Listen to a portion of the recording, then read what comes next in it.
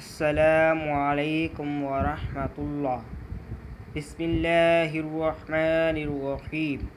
آج ہم آپ کو بتانے چلے ہیں ہم فلسطین سے محبت کیوں کرتے ہیں۔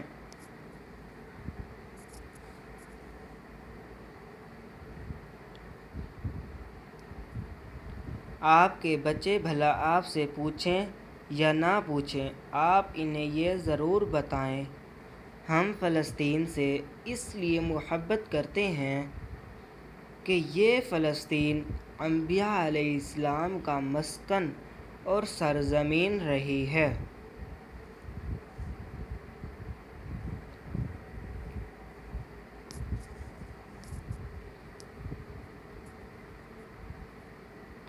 حضرت ابراہیم علیہ السلام نے فلسطین کی طرف ہجرت فرمائی۔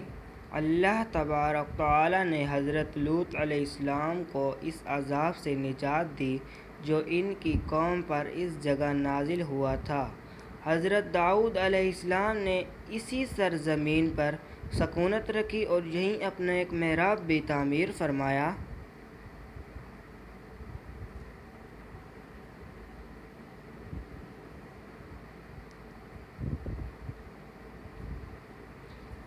حضرت سلیمان علیہ السلام اسی ملک میں بیٹھ کر ساری دنیا پر حکومت فرمایا کرتے تھے۔ چیونٹی کا وہ مشہور قصہ جس میں ایک چیونٹی نے اپنے باقی ساتھیوں سے کہا تھا، اے چیونٹیوں، اپنے بلوں میں گھس جاؤ۔ جب یہی اس ملک میں واقع اسکلان شہر کی ایک وادی میں پیش آیا تھا جس کا نام بعد میں وادی نمل چیونٹیوں کی وادی رکھ دیا گیا تھا۔ حضرت زکریا علیہ السلام کا محراب بھی اسی شہر میں واقع ہے۔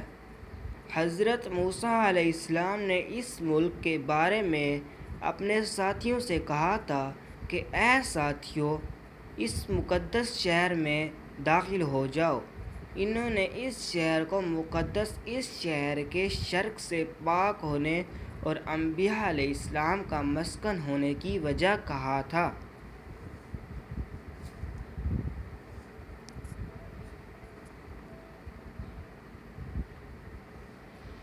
اس شہر میں کئی معجزات واقع ہوئے جن میں سے ایک کنواری بی بی حضرت مریم کے بطن سے حضرت عیسیٰ علیہ السلام کی ولادت مبارک بھی ہے۔ حضرت عیسیٰ علیہ السلام کو جب ان کی قوم نے قتل کرنا چاہا تو اللہ تبارک تعالیٰ نے انہیں اسی شہر سے آسمان پر اٹھا لیا تھا۔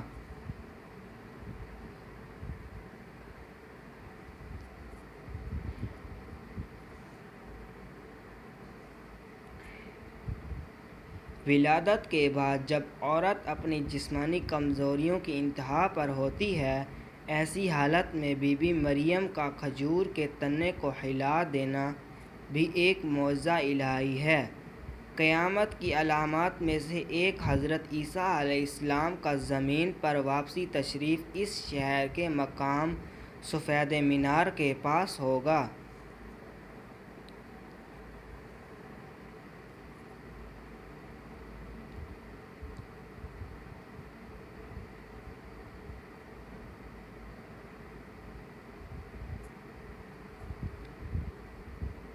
اسی شہر کے ہی مقام باب لد پر حضرت عیسیٰ علیہ السلام مسیح دجال کو قتل کریں گے۔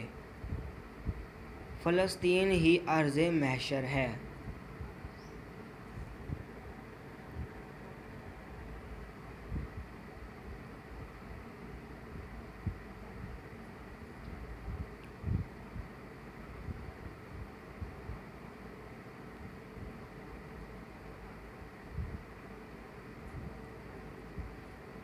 اسی شہر سے ہی یاجوج و ماجوج کا زمین میں قتال اور فساد کا کام شروع ہوگا۔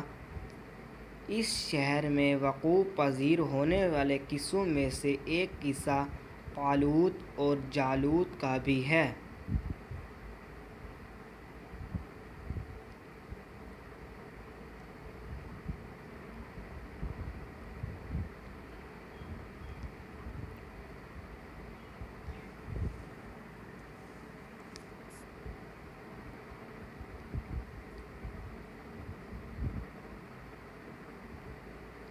فلسطین کو نماز کی فرضیت کے بعد مسلمانوں کا قبلہ اول ہونے کا اعزاز بھی حاصل ہے۔ ہجرت کے بعد حضرت جبرائیل علیہ السلام دوران نماز ہی حکم ربی سے آقا صلی اللہ علیہ وسلم کو مسجد اقصی فلسطین سے بیت القباء کی طرف سے رخ کرا گئے تھے۔ جس مسجد میں یہ واقعہ پیش آیا تھا وہ مسجد آج بھی مسجد قبلتین کہلاتی ہے۔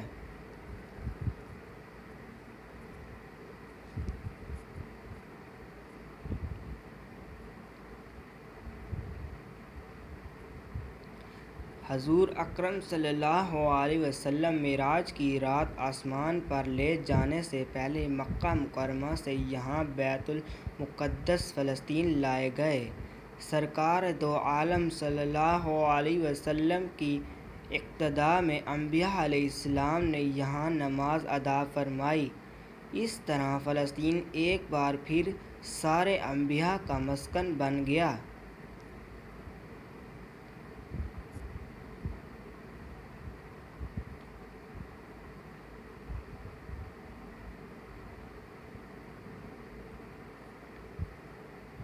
سیدنا ابو ذر کہتے ہیں کہ میں نے رسول صلی اللہ علیہ وسلم سے عرض کیا کہ زمین پر سب سے پہلے مسجد کون سی بنائی گئی؟ تو آپ صلی اللہ علیہ وسلم نے فرمایا کہ مسجد الحرام یعنی خانہ کعبہ۔ میں نے عرض کیا کہ پھر کون سی مسجد بنائی گئی؟ تو آپ صلی اللہ علیہ وسلم نے فرمایا کہ مسجد الاقصی یعنی بیت المقدس۔ میں نے پھر عرض کیا کہ ان دونوں کے درمیان کتنا فاصلہ تھا؟ آپ صلی اللہ علیہ وسلم نے فرمایا 40 برس کا، اور تو یہاں جہاں بھی نماز کا وقت پا لے اور وہیں نماز ادا کر لے پس وہ مسجد ہی ہے۔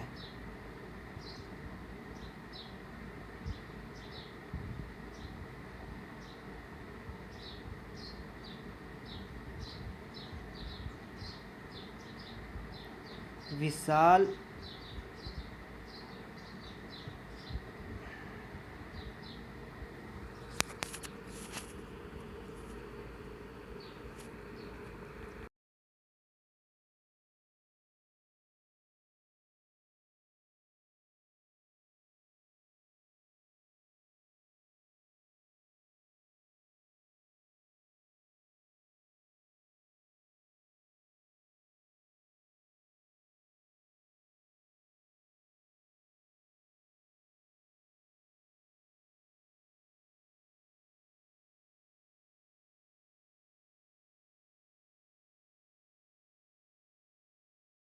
اسلام کے سنہری دور فاروقی میں دنیا بھر کی فتوحات کو چھوڑ کر محض فلسطین کی فتح کے لیے خود سیدنا عمر کا چل کر جانا اور یہاں پر جا کر نماز ادا کرنا اس شہر کی عظمت کو اجاگر کرتا ہے۔ دوسری بار بعینہ معراج کی رات بروز جمعہ 27 رجب 583 ہجری کو صلاح الدین ایوبی کے ہاتھوں اس شہر کا دوبارہ فتح ہو جانا بھی ایک نشانی ہے۔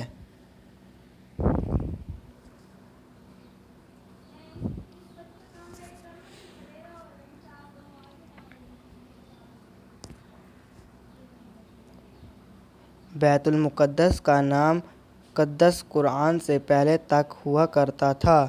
قرآن نازل ہوا تو اس کا نام مسجد اقصی رکھ گیا۔ قدس اس شہر کی اس تقدیس کی وجہ سے ہے جو اسے دوسرے شہروں سے ممتاز کرتی ہے۔ اس شہر کے حصول اور اسے رومیوں کے جبر و استبداد سے بچانے کے لیے 5000 سے زیادہ صحابہ کرام رضوان اللہ علیہم اجمعین نے جام شہادت نوش کیا اور شہادت کا باب آج تک بند نہیں ہوا، سلسلہ ابھی تک چل رہا ہے۔ یہ شہر اس طرح شہیدوں کا شہر ہے۔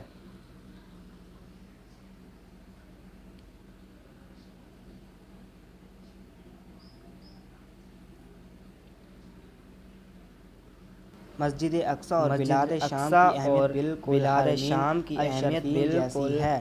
جب قرآن پاک کی یہ آیات والتین والزیتون وطور سینین وہذا البلد الامین نازل ہوئی تو ابن عباس کہتے ہیں ہم نے بلاد شام کو انجیر سے، بلاد فلسطین کو زیتون سے، طور سینی کو مصر کے پہاڑ کو جس پر جا کر حضرت موسیٰ علیہ السلام اللہ پاک سے کلام کیا کرتے تھے۔